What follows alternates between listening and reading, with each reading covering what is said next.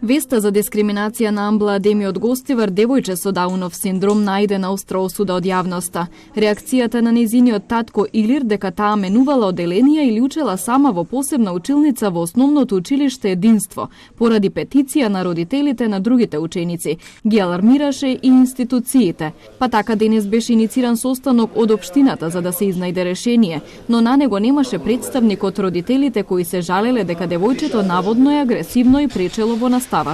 Амбла од денес повторно ќе биде заедно со нејзините соученици, но Илир порачува дека процесот на инклузија треба да се примени и во практика. Апелот е дека сите имаме деца. И јас, како што го имам моето дете, и се борам за моето дете, како тие што се борат за нивните деца. И не може да ми ускратат мене мое право да не се борам за моето дете. Бидејќи и Министерството за образование има концепција за инклузивност. И добро е да се реализира веќе тоа.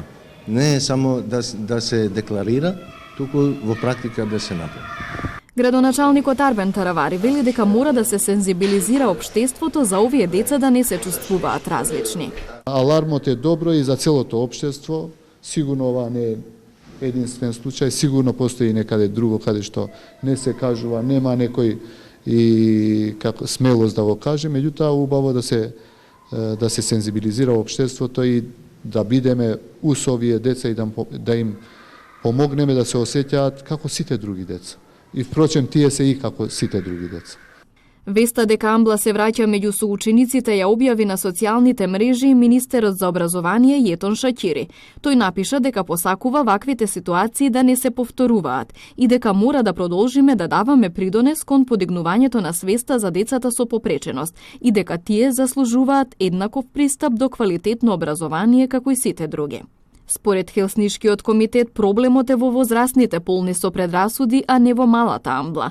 Оттаму во писмено соопштение информираа дека подготвуваат преставки и дописи до повеќе институции, со кои се бара разрешување на директорот на училиштето. Ресорното министерство и Државниот просветен инспекторат да извршат надзор, а Комисијата за спречување и заштита од дискриминација, која веќе најави постапување по службена должност, повратно да информира за сите нови сознанија. Случајот ќе го испитува и народниот правобранител, според кого недозволиво е овие ученици да бидат жртва на неподготвеноста на поединци да ги прифатат различностите и на истите да им биде отежнат пристапот до образовниот процес, кој со устав и со закон им е гарантиран на сите подеднакво. Народниот правобранител ги охрабрува родителите да не молчат за вакви случаи.